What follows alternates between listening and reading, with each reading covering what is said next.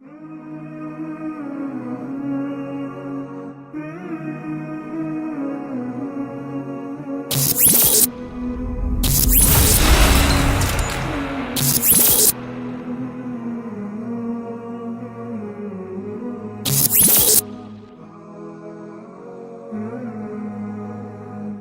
মুসলিম যুবক, হে মুসলিম যুবতী, আর কত নাফরমানি পরে ক্লান্ত হবে তুমি, আর কত নাফরমানি পরে ক্লান্ত হবে তোমার হৃদয়, আর কত করবে নিজের প্রতি নিজে চলুন।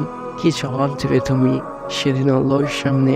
শয়তান কি তোমাকে এভাবে প্রতারিত করে জাহান্নামে নিয়ে যাবে, আর তুমি কিছু করবে না?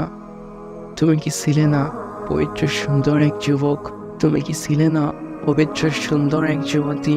তোমার হৃদয়টি কি ছিল না ফুলের মতো পবিত্রতা নির্মলতায় ভরা? তুমি কি ছিলে না আল্লাহর প্রিয় বান্দা? তুমি কি ছিলে না আল্লাহর প্রিয় বান্দি? তবে কি হয়ে গেল? কেন তুমি এরকম হয়ে গেলে? তুমি কি তোমার ফুলের মতো কোমল হৃদয়টাকে দুর্গন্ধ চাচ্ছ? তুমি কি তোমার সুন্দর দুটি চোখ জোড়া দিয়ে নোংরা চোখে দিচ্ছ?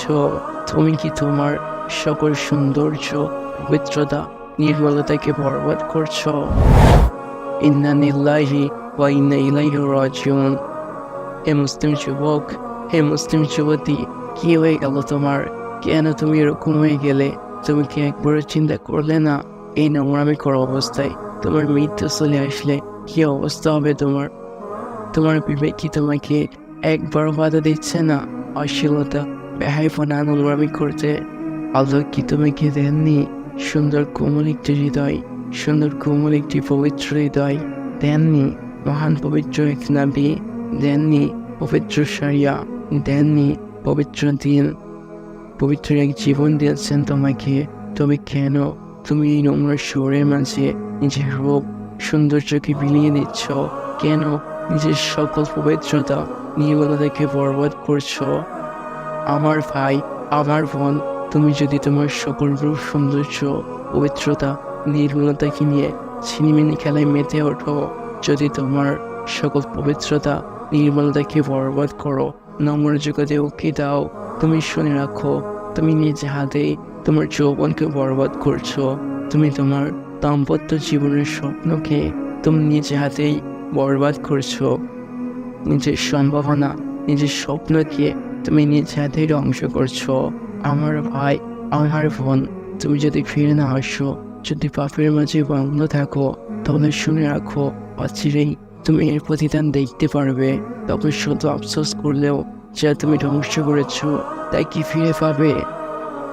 আমার ভাই, আমার বোন, এখনই এই নোংরা জগতের পচে গলা নর্দমা দেখে বেরিয়ে আসো, তাওবা করো, অনুতপ্ত হও, অনুশোচনা চলে নিজেকে পবিত্র করে নাও।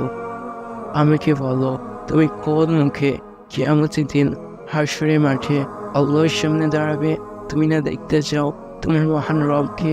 তুমি কি চোখ নিয়ে তোমার রবকে দেখতে পারবে? আমার ভাই, আমার বোন, তুমি এখন মৃত্যুবরণ করনি, এখনো সব শেষ হয়ে যায়নি। এখন আল্লাহ সুবহানাহু ওয়া তাআলা তোমাকে সুযোগ দিয়ে যাচ্ছেন, তাই এখনই তওবা করে নাও, নিজেকে সংশোধন করে নাও। মনে রেখো, এই সময় শীঘ্রই ফুরিয়ে যাবে, আর দেরি নয়, এখনই নিজেকে পরিবর্তন করতে হবে।